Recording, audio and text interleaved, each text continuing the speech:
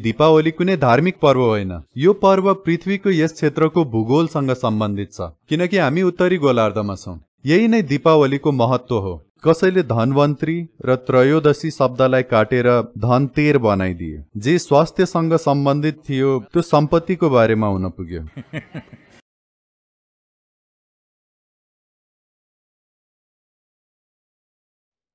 यो दीपावलीको समय हो। दीपावलीको महत्व के हो? चन्द्रमाको चक्रहरू अनुसार यो पर्व सधैँ कार्तिक महिनामा हुने गर्दछ। यो पर्व कार्तिक महिनाको 13औं दिनमा पर्दछ, जसलाई त्रयोदशी भनिन्छ। कार्तिक महिनाको त्रयोदशीमा दीपावली मनाइन्छ।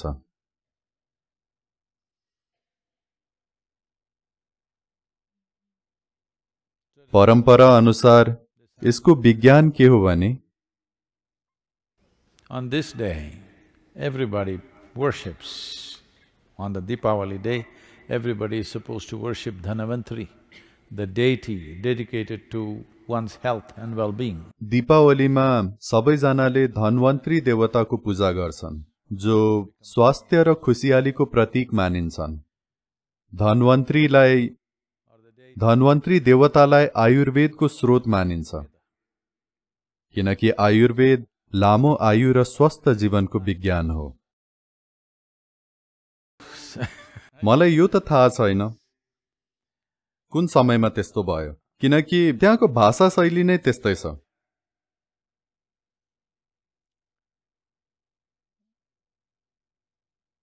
भारतको उत्तरी भागमा अधिकांशले हिन्दी भाषा प्रयोग गर्छन् अनि अन्तिम अक्षर काटेर शब्द उच्चारण गर्छन्। यहाँ ध्यान लिङ्गम भनिन्छ, त्यहाँ ध्यान लिङ्ग भनिन्छ। यहाँ शिव भनिन्छ, त्यहाँ शिव भनिन्छ।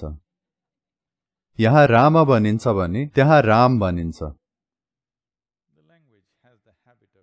त्यस क्षेत्रको भाषामा अन्तिम अक्षर काट्ने चलन रहेको छ, लगभग सबै शब्दमा।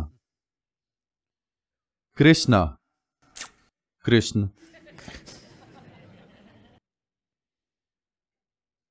दीपावली, दिवाली। त्यसैगरी कसैले धन्वन्तरी र त्रयोदशी शब्दलाई काटेर धनतेर बनाइदिए। जे स्वास्थ्यसँग सम्बन्धित थियो त्यो सम्पत्तिको बारेमा हुन पुग्यो। अहिले सबैलाई यो लाग्दछ दीपावली धन सम्पत्तिको पर्व हो, तर किन दीपावली स्वास्थ्यको पर्व हो भने पृथ्वीको उत्तरी गोलार्धमा रहनेहरूका निम्ति यो दिन पश्चात केही कुराहरूमा परिवर्तन हुन्छ। कार्तिक महिनाको त्रयोदशी तिथि पश्चात चीजहरू बदलिन्छन्, जसकारण जीवनको गति सुस्त बन्दछ। त्यसैले जाडो महिनाहरूमा तपाई कति बेला उठ्नुपर्छ, तपाईले के खानुपर्छ, आफ्नो आहार शैली कसरी बदल्नुपर्छ, के कस्ता अभ्यासहरू गर्नुपर्छ, यी सबै पक्षहरूको लागि परम्परामा सम्पूर्ण विज्ञान थियो। के कस्तो तरिका अपनाउने ताकि जाडोयाम सहजै पार गर्न सकियोस्, बिरामी नभइकन, उदास नबनिकन, सन्तुलन नगुमाइकन, जीवनमा आफ्नो उद्देश्यबाट नभट्किकन। यो कसरी गर्ने? यसको लागि सम्पूर्ण विज्ञान थियो। दियो बाल्ने, पटका पड्काउने चलन सुरु भएको थियो, ताकि तपाईको जीवन सुस्त र मन्द नबनोस्। वंशाणुगत रूपमा हामी भित्र यस्तो आयाम छ। हामी भित्रको विकास क्रमको स्मृतिले यो सोच्दछ कि जाडो महिना सुरु भएपछि चाहे साँच्चीकै चिसो बढोस् वा जलवायु परिवर्तनले तपाईलाई न्यानो राखोस्, त्यसले फरक पर्दैन। परिवर्तनहरू भएका हुन्छन्। सूर्य र पृथ्वी बीचको दूरी साथै सूर्य र पृथ्वीको स्थितिमा निश्चित परिवर्तन हुने गर्दछ। यही कारणले गर्दा जीवन प्रक्रिया सुस्त बन्दछ। तपाई भालु हुनुभएको भए म आशा गर्छु कि कुनै बेला तपाई त्यो हुनुहुन्थ्यो। तपाई लामो समयसम्म सुत्नुहुन्थ्यो। शरीरमा यो प्रवृत्ति हुन्छ, यो जड अवस्थामा रहन चाहन्छ।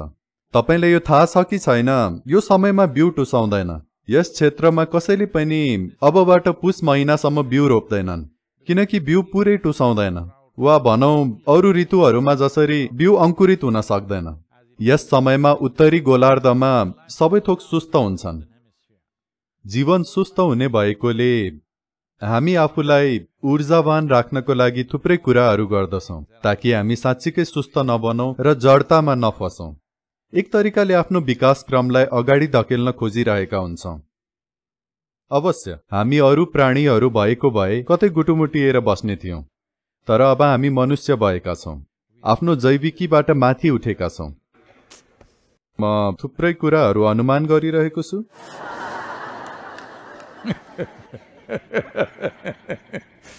तपाई आफ्नो शरीरको प्रवृत्तिहरूबाट माथि उठ्नुपर्ने हो। त यसबाट माथि उठ्नको लागि थुप्रै क्रियाकलापहरू सृजना गरिएका छन् ताकि तपाई जड वा निष्क्रिय अवस्थामा नपुग्नुहोस्। जो कोही व्यक्तिहरू शारीरिक रूपमा सुस्त अनि मानसिक स्तरमा उदास बन्ने सम्भावना हुन्छ, किनकि ऋतु नै त्यस्तै हुन्छ।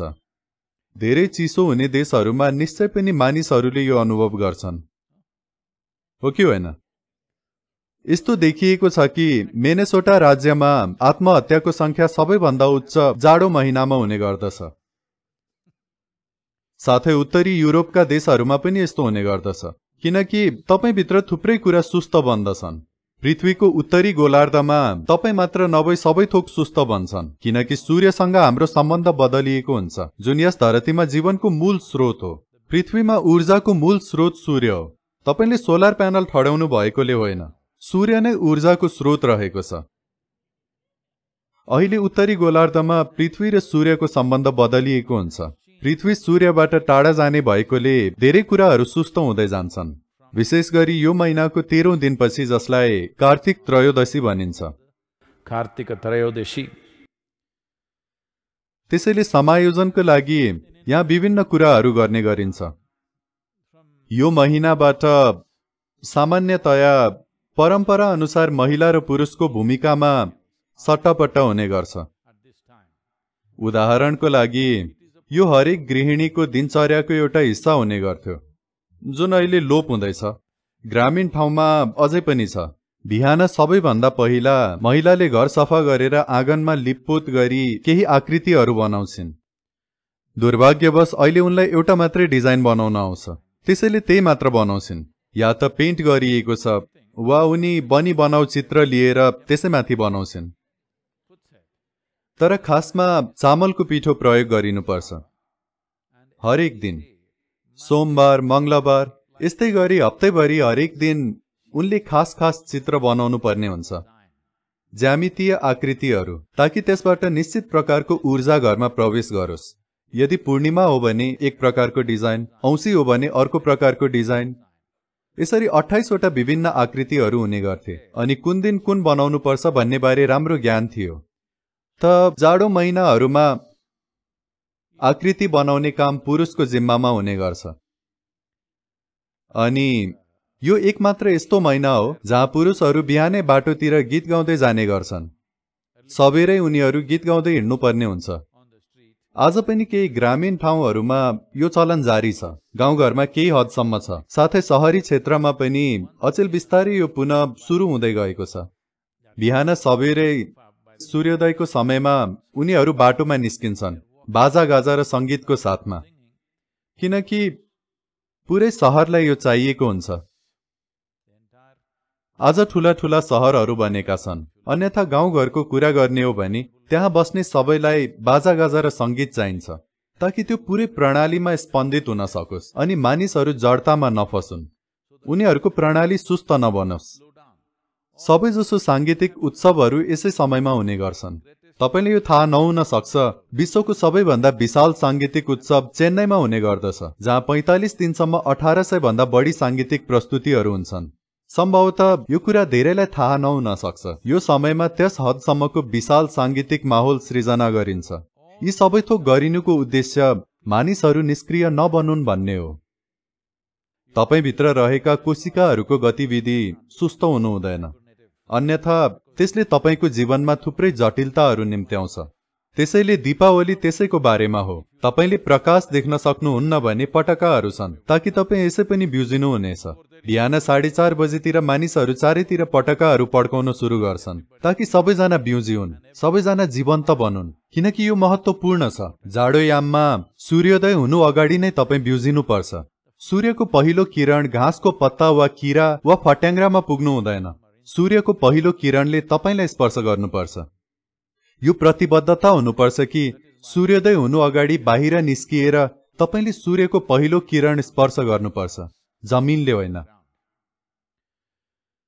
त दीपावलीको महत्त्वलाई धेरै हदसम्म बेवास्ता गरिएको छ।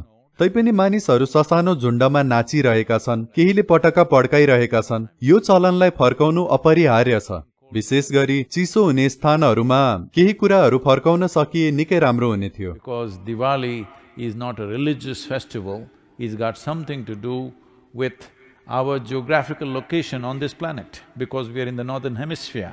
दीपावली कुनै धार्मिक पर्व होइन। यो पर्व पृथ्वीको यस क्षेत्रको भूगोलसँग सम्बन्धित छ, किनकि हामी उत्तरी गोलार्धमा छौं। हाम्रो शरीरमा, बोट बिरुवाहरूमा, प्राणीहरूमा सबै थोकमा केही परिवर्तनहरू भइरहेका हुन्छन्। सबै थोक सुस्त बन्दै जान्छन्। यदि तपाईँ आफूभित्र सुस्त बन्नुभयो भने, मानसिक रूपमा सुस्त बन्नुभयो भने तपाईँ अलिकति मन्द बन्नुहुन्छ। शारीरिक रूपमा सुस्त बन्नुभयो भने तपाईँमा विभिन्न रोग व्याधिहरू लाग्ने सम्भावना हुन्छ, जुन तपाईको शरीर स्फूर्त र जीवन्त हुँदा नलाग्न सक्छन्। यदि शरीर स्फूर्त र जीवन्त छ भने यतिखेर तपाईभित्र हजारौं संक्रमणहरू भइरहेको भए पनि तपाईँ बिरामी बन्नुहुन्न। यदि अलिकति पनि सुस्तता भयो भने यी सबै साना कुराहरू पनि तपाईभित्र मुख्य समस्या बन्नेछन्। तसर्थ दीपावली धन्वन्तरीको बारेमा हो, जुन स्वास्थ्य र खुसियालीको विज्ञान हो।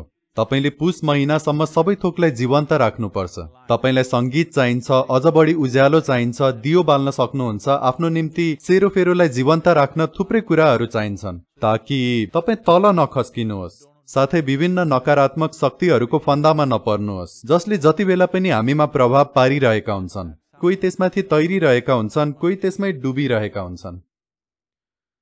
यही नै दीपावलीको महत्त्व हो। यो धन्वन्तरी त्रयोदशी हो। तपाईहरूले यसको वास्तविकता बुझ्नुपर्छ। हरेक शब्दको अन्तिम अक्षर काटेर बिगाड्दै नलैजानुहोस्।